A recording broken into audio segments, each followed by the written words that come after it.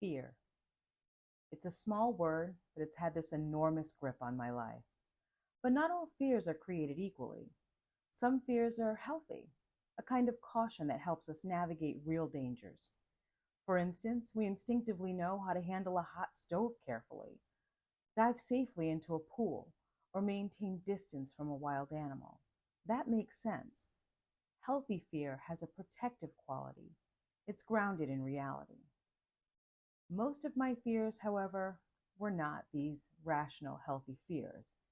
They were paralyzing, irrational anxieties that took my breath away. I would often spiral, agonizing over scenarios that only existed in my mind, or maybe in some small way in reality, but were blown out of proportion. This became a perfect storm and a cycle of self destruction. I started to believe the lies, the insidious lies that creep in, often uninvited.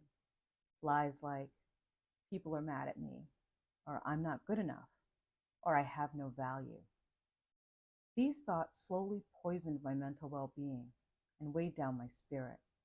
It started to cloud every decision I made. Looking back, I realized how many fear based decisions I made over the years, how many of my choices stemmed from insecurity rather than confidence. But then, by God's grace, I met Christ, and everything changed. Not overnight, and certainly not without struggle. As I grew in my faith, I slowly came to understand a profound truth.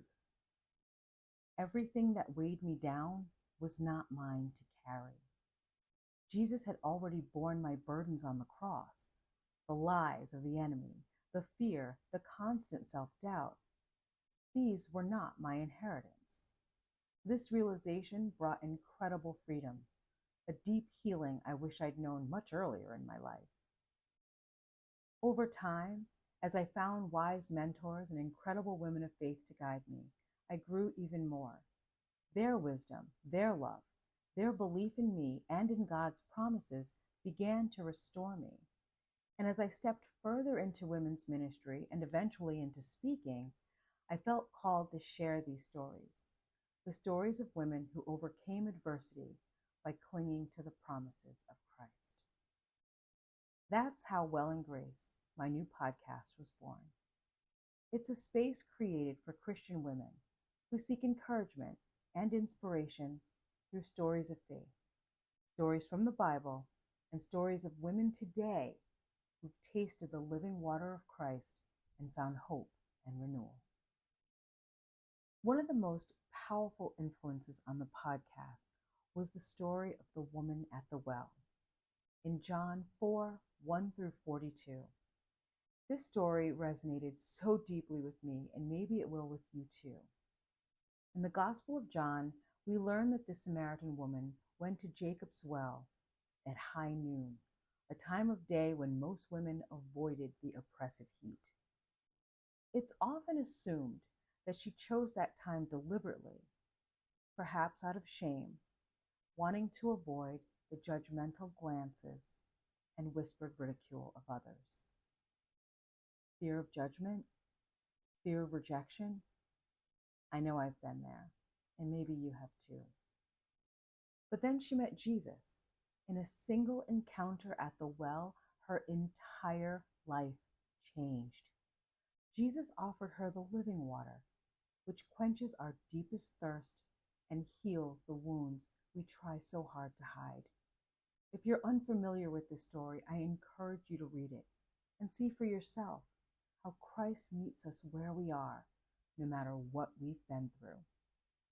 We each have our well moments, our places of shame or pain, yet Jesus is there, ready to transform us if we let him. In Well and Grace's first episode, titled Fearless Faith, Embracing God's Promises, we delve into the transformative power of God's love that dispels fear. Our guiding verse is 2 Timothy 1:7. For God has not given us a spirit of timidity, but of power, love, and self-control. For a woman once paralyzed by fear, there could be no better verse to begin with. Just like the woman at the well, I drank deeply from the living water of Christ. And as Paul reminds Timothy, with the Holy Spirit, we are not bound by fear, but empowered by his love.